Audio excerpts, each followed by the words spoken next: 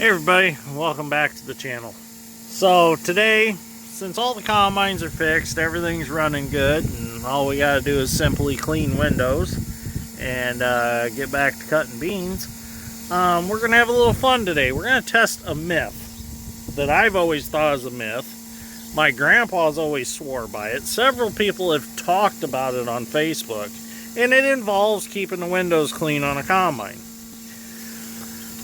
Everybody says to drag a piece of chain behind a combine off the rear axle to eliminate static electricity out of the combine itself, to keep the dust from sticking on the windows and to prevent combine fires. So what we're going to do today is we are going to test that myth. So we're going to get to the field. I got a piece of chain, I got a voltmeter. We're going to touch the combine, see by chance if there's any buildup voltage in the machine itself. If we can even test that, I don't know. But we're going to drag a chain all day and we're going to see if the windows are any cleaner. We're going to clean the windows before we start. So by the end of the day, we're going to check and see what the windows look like. So this is for fun. I don't know if it's true or not. We're going to test the myth. So stay tuned. Let's see what happens. Well, I may have spoken a little too soon this morning when I said that everything was fine with the combines and they were running good.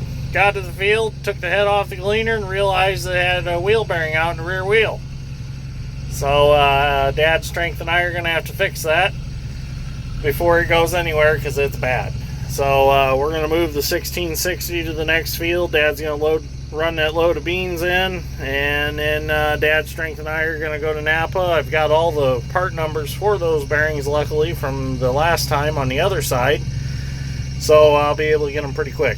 So hopefully within a couple hours, or probably an hour, we'll have it back together and we'll be able to go cut beans.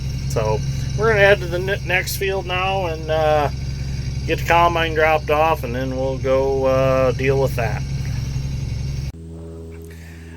Well, we got our wheel off. Didn't even have to unbolt the hub out of the rim.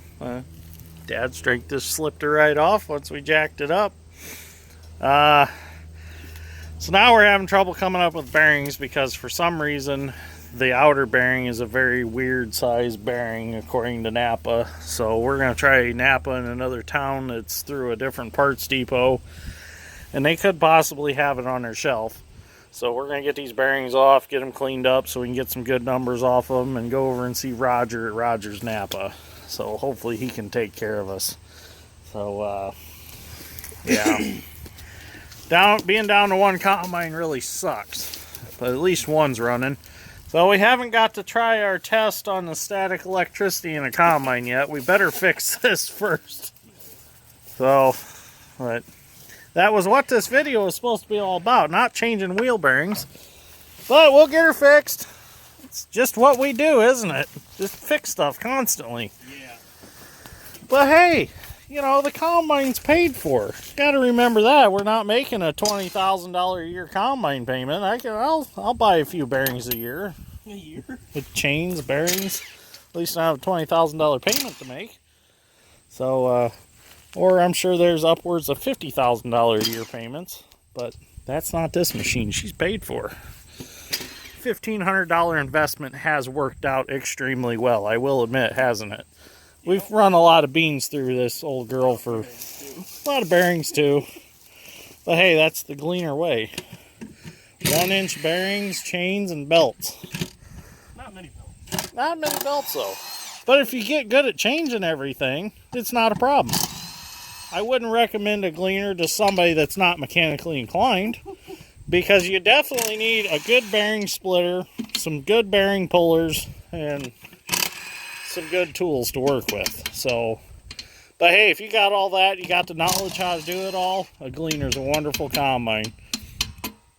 But really, this combine has run very trouble-free. We've, knock on wood, not had any major problems. Just wear parts and just small stuff. And I blame a lot of some of the bearing issues that it's had. I blame it on it sitting outside for as long as it did and getting moisture and everything. So that was a lot of it.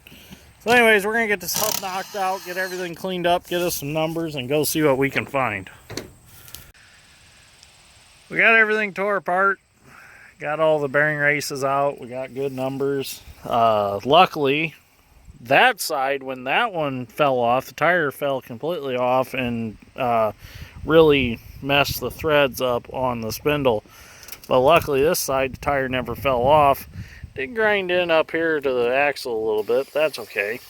So, but at least these threads are all good. So once we get bearings and seals, we'll be able to go back together with no problem. The scary part is last night I brought this from across the ditch down the road and around, unloaded it, and parked it here. And I'm not real sure how long that wheel bearing was out. It had to be out for a little while because it knocked the dust cap out and got into the axle pretty good right here. So luckily it didn't fall off though. And luckily when that side fell off, I was backing up in the corner and the wheel actually rolled away from the combine and fell away from the combine and didn't fall under the clean grain auger and elevator or the tailings elevator and auger, so them didn't get smashed. So I got really lucky on that side last year. Oh, well, when this side tipped up, it smashed the toolbox up and the all that where the batteries sit, pushed that up. But I'd rather this get destroyed on this side than that get destroyed on that side, because that would have been a lot of work to fix the elevators and stuff. So we're going to run the Napa now and see what we can come up with. Fingers crossed, hopefully they'll have everything we need so we can run 2 combines today. So, are you ready to go? Yeah. Okay, let's go.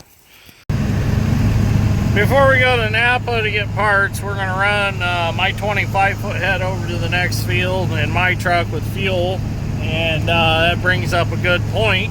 I want to thank Barry Towell at Bear Automotive for fixing my truck. He promptly got it fixed and got it back to me, and I really appreciate that because it's got all my tools and fuel in it. And he knew how crucial it was for me to have my truck back, so he got her done real fast, and he real fixed it. Yeah, he fixed it. He changed oil cooler out in it for me because I didn't have time to change oil cooler in a 7.3 Power Stroke, so I just took it to him because he's a Power Stroke expert. And he changed her out and changed the front drive shaft out for me because the U-joints were real bad in it and actually destroyed the yokes at the double joint. So done a real good job, got her done for me and for a fair price. So thank you, Barry, greatly appreciate it. So we're gonna go drop this head off and truck off, and we're gonna head over to North Judson and see if we can find us some bearings. I really want to get the Gleaner back going. It's you can really tell the difference when you're down to one machine. So we're gonna get that fixed. And I did confirm yesterday that I will be getting a S78 Gleaner with a 30-foot head for a demo next Wednesday, latest Thursday. They weren't quite sure exactly what day they were going to get it out here for me, but that's something to look forward to. It's not new, but it's really low hour, and we wanted to demo on a newer Gleaner because if we decide to upgrade to a newer machine, we're going to start looking at our options. So Dad's like, well, if you want to try a Gleaner, that's fine with me. I said, okay. So I contacted them, and they said they'd bring me one out. So we're going to be trying the new one out. So anyways, just a little stuff to look forward to. So, well, Dad's strength and I struck out on getting wheel bearings for the Gleaner. The outside wheel bearing is the problem. It's kind of an odd size, a Timken roller bearing, so we weren't able to get it. So we're going to get the grain cart out. We're going to get the disc out. We're going to put the 496 disc on the 9300. We're going to put the grain cart, our J&M grain cart, behind the 4955. So at least this stuff is done. So just kind of sucks. I really wanted to cut beans the rest of the afternoon, but There's only so much you can do when parts aren't available. So we're going to get this stuff hooked up, and that'll be one less thing to do when we can do stuff. So here's a grain cart we're going to be hooking up. It's a J&M 750. Holds about, well, I think 750, 800 bushel heaped. So we're going to get it hooked up, get it out, and then we're going to get the 496 disc out, put that behind 9300. And we got to move my power unit for the trommel. I build all that to run my trommel.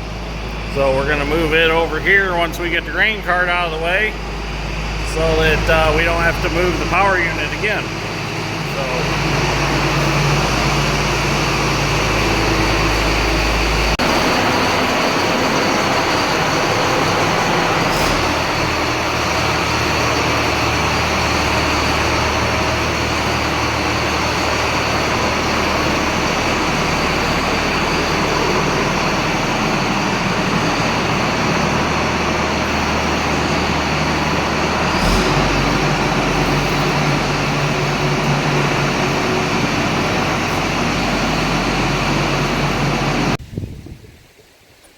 well, we got tractor and disc hooked up, so I'm going to head over and start doing some disking where Dad's cutting some beans. And Dad's strength's going to run the cart home and bring a truck over. So I guess we'll see what we can get done this evening. Kind of excited to go do a little tillage work. So it's been well, I guess I done some tillage work on the one X-Wing project we did this year. So, but it'd be nice to get out in a big open field and do some disking. I haven't got to do any tillage work since spring, so pretty excited. I'm sure you guys know how it is. So I'm gonna head over there and see what I can get done. Well, the evening of disking is going well. Beautiful night to disc. Hardly any dust. A little bit of breeze keeping the what dust there is away. I love the way that disc looks behind this tractor. We repainted it last winter, put new blades on it, new bearings. I redone all the hinge points on it so they're good and tight. It's probably one of the tightest 496 case discs around. So anyways, the reason we're disking this is we're going to give this farm up this year, and out of courtesy to the next grower, we are going to till it, level it out a little bit, just to be courteous. It's one of them farms that is not profitable for us to farm it, so we're going to let it go. You know, wish the next grower good luck on it. The Millennial Farmers Dad put it in a good perspective on one of the Millennial Farmers videos that he had made with his father, talking about the history of their farm and stuff. And his dad farmed through the 80s, well, 70s, 80s, through the hard times, through the good times. And something that he said that stuck with me through the video was he was never afraid to break even on a farm, but if he lost money on a farm, he was never afraid to give up that farm.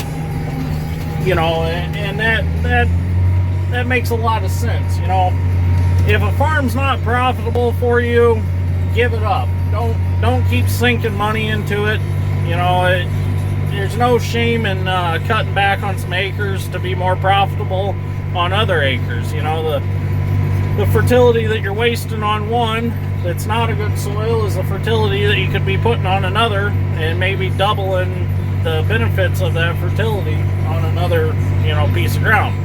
So, you know, him saying that, it's kind of stuck with me. You know, don't be ashamed to drop acres. You know, there's no shame in that.